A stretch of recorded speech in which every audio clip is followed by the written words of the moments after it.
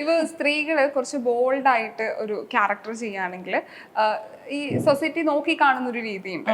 അത് ഒരു ഫേസ് ചെയ്ത ഒരാളും കൂടിയാണ്. ഇപ്പം ദിവ്യപ്രഭയുടെ ഒരു സിനിമ റിലീസ് ആവുന്നു, അവരുടെ ഫേസ്ബുക്കിലും ഇൻസ്റ്റഗ്രാമിലും കമന്റ് വരാണ് ലിങ്ക് ഉണ്ടോ എന്ന് ചോദിച്ചിട്ട്. അത് സിനിമയുടെ തെറ്റാണോ അതോ ആളുകളുടെ കാഴ്ചപ്പാടിന്റെ തെറ്റാണോ? നിങ്ങൾക്കൊരു ആക്ടർ എന്ന നിലയിൽ നിങ്ങൾക്ക് എന്താ തോന്നുന്നത്?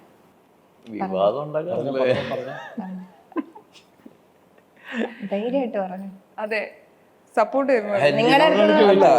ഇപ്പൊ ഈ പറഞ്ഞാല് ബഹുജനം പലവിധം എന്നുള്ളൊരു സംഭവം നമുക്ക് ആരുടെ വാ മൂടി കെട്ടാൻ പറ്റൂല. അവരുടെ കൾച്ചർ അവര് കാണിക്കുന്നു, അത്രേ ഉള്ളൂ. അങ്ങനെ എടുത്താൽ മതി. അവർക്ക് അതിന് അവകാശമുണ്ട് ചോദിക്കാൻ. അങ്ങനല്ല, അവകാശം ഉണ്ടെന്നുള്ളതല്ലേക്ക. ഇപ്പൊ ഈ ലിങ്ക് ഉണ്ടോ എന്നൊക്കെ ചോദിക്കുന്ന, നമുക്കിപ്പോ ഒരാളുടെ കമന്റ് ചെയ്യരുത് എന്ന് പറയാൻ പറ്റൂല, അഭിപ്രായം പറയരുത് എന്ന് പറയാൻ പറ്റൂല. അപ്പം ഇങ്ങനെയുള്ളത് ചെയ്യുമ്പോഴത്തേക്കും അങ്ങനെയുള്ള അഭിപ്രായങ്ങളും വരാം. അല്ല ചെയ്യുന്ന അത് ചെയ്യരുത് എന്ന് പറയാൻ നമുക്ക് പറ്റൂല. അല്ല, അതില് ഞാൻ ബേസിക്കലി കാണുന്ന ഒരു കാര്യമുള്ളൂ. അതായത് നമ്മുടെ ചുറ്റിലും നമ്മളിൽ ഒരാളായിട്ട് നിന്നിരുന്ന ഒരു പെൺകുട്ടി, പൊതുവെ അതായത് കേരളത്തിന്റെ കൾച്ചറിൽ നിൽക്കുന്ന ഒരു പെൺകുട്ടി, അല്ലെങ്കിൽ അങ്ങനെ വിശ്വസിക്കപ്പെടുന്ന ഒരു പെൺകുട്ടി വേറൊരു ലെവലിൽ പോയിട്ട് അങ്ങനെ ഒരു കാര്യം ചെയ്തു എന്ന് വിശ്വസിക്കാൻ പലർക്കും പറ്റുന്നില്ല. പകരം നമ്മുടെ ഉള്ള ഒരാൾ ഇങ്ങനെ സാധനം കാണിച്ചു. അതാണ് പലരുടെ മൈൻഡ് സെറ്റ്. അതിനപ്പുറം വർക്കിനെ കുറിച്ച് സംസാരിക്കണം. ബോൾഡ്നെസ് എന്ന് പറയുന്നത് ഈ ന്യൂഡിറ്റി കാണിക്കുന്നത് മാത്രമല്ല ബോൾഡ് ആക്ടിങ്. അപ്പൊ ആ ഒരു സീക്വൻസിൽ ഞാൻ മനസ്സിലാക്കുന്ന പലരുടെയും ക്യൂരിയോസിറ്റി, നമുക്കറിയാവുന്ന നമ്മുടെ ചുറ്റും നിൽക്കുന്ന നമ്മൾക്കറിയാവുന്ന ഒരാൾ ഇങ്ങനെ ചെയ്യുമ്പോൾ അതിന് അറിയാനുള്ള ഒരു ക്യൂരിയോസിറ്റി. നേരെ മറിച്ച് ഒരു ഹിന്ദി ആക്ടറാണ് ചെയ്തെങ്കിൽ ചിലപ്പോൾ അത്രയും ക്യൂരിയോസിറ്റി ഉണ്ടാവില്ല. അപ്പൊ അതൊരു മലയാളി എന്ന് പറഞ്ഞൊരു കോൺസെപ്റ്റ് ഉണ്ട്. അതുകൊണ്ട് ഒരു പ്രശ്നമാണ് കൂടുതലും. മലയാളി അല്ലായിരുന്നെങ്കിൽ ഇത്രയും ലിങ്ക് ചോദിക്കാൻ സാധ്യതയില്ല.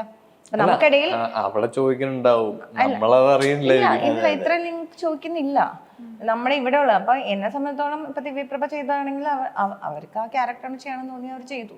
അത് ആസ് ആൻ ആക്ടർ അവർക്ക് ഓക്കെ ആണെങ്കിൽ എനിക്ക് ഓക്കെയാണ്. അത് ബോൾഡ്നെസ് എന്ന് പറയുന്നത് നമ്മൾ ഇവിടെ ബോൾഡ് എന്ന് പറയുന്നത് അതിനെ, പക്ഷെ റിയൽ ആയിട്ട് ബോൾഡ്നെസ് ആയിട്ടുള്ള റോൾസ് എന്ന് പറഞ്ഞാൽ വേറെ തന്നെ, ലോകം വേറെ തരത്തിൽ ഓപ്പൺ ആയിക്കൊണ്ടിരിക്കുമ്പോൾ നമ്മൾ ഇവിടുന്ന് ബോൾഡ്നെസ് എന്ന് പറഞ്ഞാൽ ഇത്തിരി പറഞ്ഞുകൊണ്ടിരിക്കുകയാണ്. അപ്പൊ അത് രണ്ട് തരത്തിലാണ്. മലയാളി ഒരേ സമയം തന്നെ വലിയ സ്പെക്ട്രത്തിൽ ചിന്തിക്കുമ്പോൾ ഇപ്പോഴത്തെ അവരുടെ ഒരു പേഴ്സണൽ സ്പെക്ട്രം എന്ന് പറഞ്ഞാൽ ഭയങ്കര ചുരുങ്ങിയതാണ്. അതിന്റെ പുറത്ത് അനുഭവങ്ങൾ എനിക്കുണ്ട്, കുറച്ച് അനുഭവങ്ങൾ. അപ്പൊ അതുകൊണ്ട് തന്നെ ഐ ക്യാൻ ഈസിലി റിലേറ്റ്. അത് ഇത്രേ ഉള്ളൂ. നമ്മുടെ കൂട്ടത്തിൽ നിന്ന് ഒരാളെന്ന് പറയുന്ന ഒരു മൈൻഡാണ്. ഭാര്യ ഒരു ആക്ട്രസ് ആണ്, അവരുടെ ആ ക്യാരക്ടറിന് വേണ്ടതാണ്. ബോഡി അത് നാളെ നശിച്ചു പോകാൻ പോണ ഒരു കാര്യമാണെന്നൊക്കെ പറയുമ്പോൾ ആക്ടിങ്ങിന് for me it's okay. Personal life I don't know. But പഴയൊരു ഇന്റർവ്യൂവിൽ ഇത് സെയിം പറയുന്നുണ്ടായിരുന്നു, എന്റെ ജോലി ആക്ടിങ് ആണ്, അപ്പം ഡയറക്ടർ എന്താണോ പറയുന്നത് അതനുസരിച്ച് ആക്ട് ചെയ്യാന്നാണ് എന്റെ ജോലി എന്ന് പറയുന്നത്, അതിനപ്പുറം വേറെ ഒന്നും ഞാൻ ചിന്തിക്കുന്നില്ല. പക്ഷെ ഇന്ന് നമ്മൾ സപ്പോർട്ട് ചെയ്യാനാണ് ആളുകൾ ഇപ്പൊ സംസാരിച്ചു തുടങ്ങിയല്ലോ. പക്ഷെ ആ സമയത്ത് ഒരു ഫേസ് ഉണ്ടല്ലോ, ആരും ഉണ്ടായിരുന്നില്ല. അതെങ്ങനെയാ ഓവർകം ചെയ്തേ?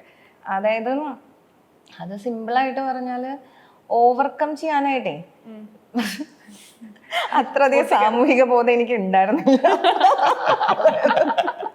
സത്യം പറയാലോ. അത് നല്ലതാണ്.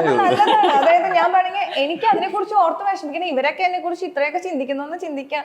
ഞാനൊരു പുസ്തകത്തെ സൈഡിൽ പോയിരിക്കും, എനിക്കറിയാം ഞാനൊന്ന് കമന്റ്സ് ചെയ്യാൻ ഡെയിലി വന്നു 2 ഡയലോഗ് വെച്ചേക്കാന്ന് പറഞ്ഞാൽ അങ്ങനെ ചെയ്യുന്നുള്ളൂ. അല്ലാതെ ഇതിനെക്കുറിച്ച് അതെനിക്ക് ദോഷം ചെയ്തിട്ടുണ്ട്, അഫ്കോഴ്സ് ദോഷം ചെയ്തു. പക്ഷെ ഞാൻ മനസ്സിലാക്കുന്നത് അത് ദാറ്റ് ഈസ് ഓക്കെ. അതായത് ആളുകൾ പറയാം. അപ്പൊ ഞാൻ ഓവറായിട്ട് സാമൂഹിക ബോധം ഉള്ള ഒരാളായിരുന്നു, അതിനെ കുറിച്ച് ഓവർ കെയർ ചെയ്തിരുന്ന ആളാണ്. ചിലപ്പോൾ ഞാൻ ആത്മഹത്യ ചെയ്തേ.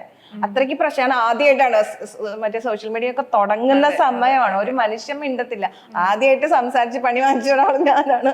അപ്പൊ അങ്ങനെ കുറെ പ്രശ്നം ഉണ്ടായിരുന്നു. പക്ഷെ എന്നെ സംബന്ധിച്ച് എന്റെ ക്യാരക്ടർ കൊണ്ടാണോ എന്റെ ഈ സ്വഭാവമാണ്, ആരും ഒരു പരിധി വിട്ടിട്ട് എന്നെ ഇപ്പോഴും ഇല്ല, ഒരു പരിധി വിട്ടിട്ട് എന്റെ അടുത്ത് വന്ന് ചൊറിയുന്ന പരിപാടി ഇല്ല. അത് സേഫ് സോൺ അല്ലേ?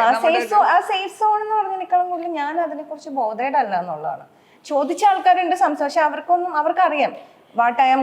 ഞാൻ അങ്ങനെ ഒരു ഭയങ്കര ഇതിൽ പ്രശ്നത്തിലൊന്നും വേണം. ഞാൻ പുസ്തകം വായിച്ചുകൊണ്ടിരിക്കുന്ന ഒരു പ്രശ്നമാവും, ഓക്കെ ഡീൽ ചെയ്യുന്നു, തിരിച്ചു വരുന്ന പുസ്തകം വായിക്കുന്നു, അങ്ങനത്തെ ഒരു ആളാണ്. പക്ഷെ അതിന് ഡീൽ ചെയ്യേണ്ട അടുത്ത് ഡീൽ ചെയ്തിട്ടുണ്ട്, സംസാരിച്ചിട്ടുണ്ട്.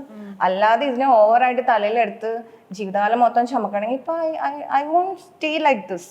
I will be depressed, I will be somewhere else അല്ലേ. അപ്പൊ നമ്മൾ അതിനെ നമ്മളിലേക്ക് അത് എങ്ങനെ എടുക്കുന്നു. ഇപ്പൊ ഞാനൊരു ബോൾഡ് വേഷം, ഇപ്പൊ പറയുന്ന പോലെ ബോൾഡ് വേഷമാണ് ഇനി ഭാവിയിൽ ഒരു സിനിമയിൽ ചെയ്യുന്നെങ്കിൽ അതൊരു പ്രോബ്ലം വന്നാൽ അത് ഞാൻ എങ്ങനെ അതിനെ എടുക്കും എന്നുള്ളതാണ്. അപ്പൊ as an artist I have better things to do. ഒരു പുസ്തകം വായിച്ചാൽ അതിനേക്കാൾ കൂടുതൽ എനിക്ക് ഐ എം ഗെറ്റിംഗ് നോളേജ്, അല്ലെങ്കിൽ എനിക്കിഷ്ടമുള്ള കാര്യം ചെയ്തത്. അപ്പൊ അതിന് അന്നത്തെ കാലത്ത് ഞാൻ രക്ഷപ്പെട്ടു ഇത് അത്രയും ബോധമില്ലാത്തതുകൊണ്ടാണ് സത്യം പറയാം. ഞാൻ ഓവറായിട്ട് ചിന്തിച്ചിരുന്നെങ്കിൽ ചിലപ്പോ ഇന്നാണെങ്കിൽ അങ്ങനെ ഉണ്ടാവില്ല. ഇന്നാണെങ്കിൽ ഞാൻ കുറച്ച് ചിന്തിച്ച് സംസാരിച്ചേനെ. കാരണം വെച്ചാൽ വേറെ ഒന്നല്ല ഇപ്പൊ. പക്ഷെ ഒരു കാര്യമുണ്ട്, ആ ടൈമിന്റെ വ്യത്യാസമാണ്. അത് അന്നത്തെ കാലത്ത് ആ ബോധമില്ലാത്ത ഞാൻ അത്രയും റെസ്പോണ്ട് ചെയ്തത് സത്യം. അതാ. പക്ഷെ അത് ഒരുപാട് പേർക്ക് ഇൻസ്പിറേഷൻ ആയിട്ടുണ്ട്. അതായത് ആൾക്കാർക്ക് ബോൾഡായി സംസാരിക്കാൻ ഇങ്ങനെയൊക്കെ ഡീൽ ചെയ്യാൻ പറ്റുമെന്നും ഇങ്ങനെയൊക്കെ പ്രശ്നം. കാര്യം ഞാൻ ഇതൊക്കെ എനിക്കുള്ള ബോധത്തിൽ ചെയ്തതാണ്. പക്ഷെ അത് ഒരുപാട് പേർക്ക് ഇൻസ്പിറേഷൻ, ഒരുപാട് ചേച്ചി അന്ന് അങ്ങനെ പ്രതികരിച്ചത് നല്ലതാണ്. ഓഫ് കോഴ്സ് എല്ലാവർക്കും എതിരഭിപ്രായം പല രീതിക്കുന്ന ഒരുപാട് പെൺകുട്ടികൾ എൻ്റെ അടുത്ത് പറഞ്ഞിട്ടുണ്ട്. അപ്പൊ നമ്മളറിയാതെ നമ്മൾ എന്തുമായി മാറാന്നൊക്കെ പറഞ്ഞൊരു സാഹചര്യമാണ്. അപ്പൊ അത് ഒരു ദേഷ്യത്തിന് ഇട്ടൊരു പോസ്റ്റാണ്. പിറ്റേ ദിവസം നമ്മൾ പേപ്പറിൽ വരെ ഉണ്ട്.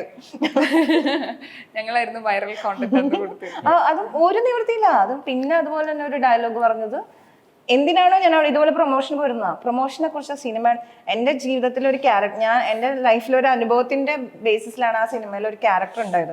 അത് പറയാൻ വേണ്ടി ചെന്നിട്ട് അവസാനം ചോദിച്ചൊരു ചോദ്യത്തിന് മറുപടി പറഞ്ഞതിന് ആ ചോദ്യവും മറുപടി മാത്രമുണ്ട്, സിനിമയെ കുറിച്ചുള്ള ഒന്നുമില്ല.